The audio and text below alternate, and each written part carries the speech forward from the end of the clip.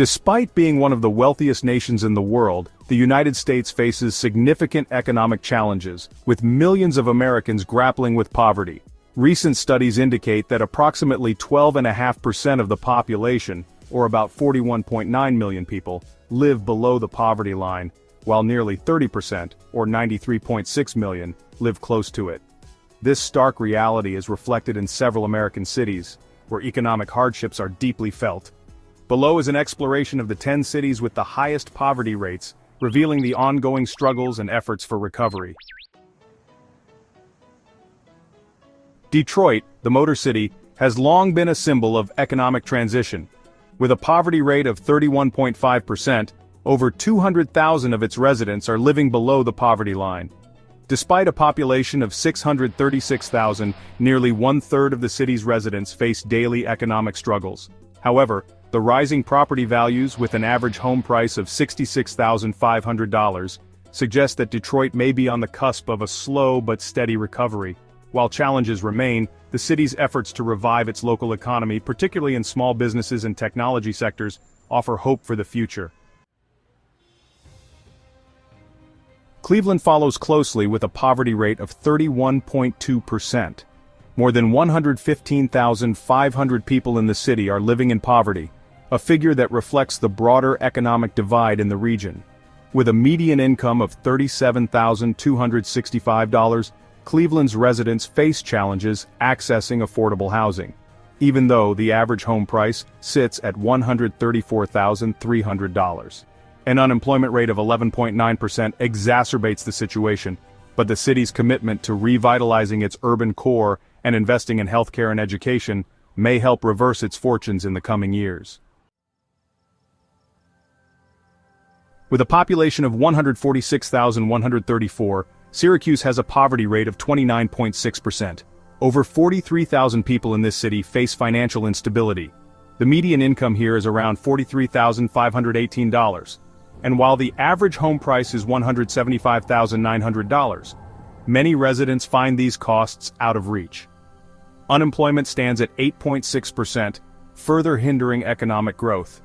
Syracuse's struggles highlight the economic gaps that exist in many small to mid-sized cities, where job creation and affordable housing remain significant hurdles. In Gainesville, nearly 30% of the population, or over 41,000 residents, live below the poverty line. With a population of 142,000, the city has a median income of $43,783. Despite relatively affordable housing with an average home price of $289,200, unemployment at 5.5% signals that economic opportunities are still scarce for many. Gainesville's case illustrates the challenges faced by smaller cities with a high concentration of college students, where low-wage service jobs often dominate the employment landscape. Home to Texas, AANDM University College Station has a poverty rate of 28.5%, impacting around 34,000 residents. The city, with a population of 120,000, sees a median income of $52,599, but the average home price of $333,500 indicates significant affordability issues. Though the unemployment rate is relatively low at 4.7%, the cost of living continues to rise, leaving many residents struggling to make ends meet. College Station's situation exemplifies the economic difficulties facing cities dependent on higher education institutions, where job markets often fail to match the growing population. With a poverty rate of 27.9%, Memphis ranks as one of the most impoverished cities in the U.S.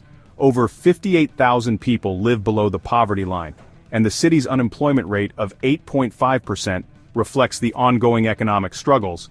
The average home price is $229,000, while the median income is $45,500. Despite these challenges, Memphis has seen improvements in certain sectors such as healthcare and logistics, which are gradually bringing more economic opportunities to the region. Dayton ranks 7th on the list with a poverty rate of 27.5%, affecting approximately 37,772 residents. With an unemployment rate of 10%, the city's economic recovery has been, well, slow. Dayton's affordable housing market, with an average home price of $106,000, is a rare bright spot in an otherwise challenging economic landscape. However, the city's struggle to diversify its economy beyond manufacturing jobs highlights a key issue. Cities once reliant on industry often face significant hurdles in transitioning to new economic models. Buffalo has a poverty rate of 27.2%, impacting around 75,100 residents. The median income is $46,185, and the average home price is $215,100, indicating that housing is relatively affordable. However, economic hardships persist due to limited job opportunities and the lingering effects of deindustrialization. Buffalo's efforts to revitalize its waterfront and attract tech startups have shown some promise, but many residents still face financial insecurity as the city navigates its recovery. Hartford's poverty rate stands at 26.9%, affecting over 32,000 residents. With a population of 121,000, the city's median income is $41,841, and the average home price is $189,300. While Hartford's unemployment rate of 10.6% remains high, the city has seen improvements in job creation, particularly in the healthcare and insurance sectors. These sectors have the potential to create new opportunities, but the city's poverty rate highlights the need for broader economic reforms to ensure that all residents benefit from growth.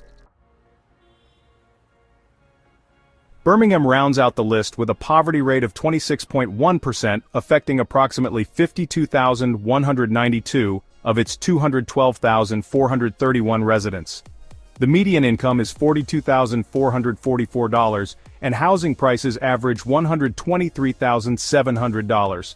While the city has made progress in poverty reduction due to initiatives focused on education and workforce development, significant challenges remain. Economic recovery in Birmingham is promising but requires sustained effort in sectors such as technology, healthcare, and local entrepreneurship. These 10 cities are facing a complex web of challenges, from high unemployment to unaffordable housing. While some cities have seen glimmers of recovery through targeted initiatives and investments, the road ahead remains long. Addressing poverty requires systemic changes. Improving education, investing in job creation, and ensuring affordable housing must be central to any recovery strategy.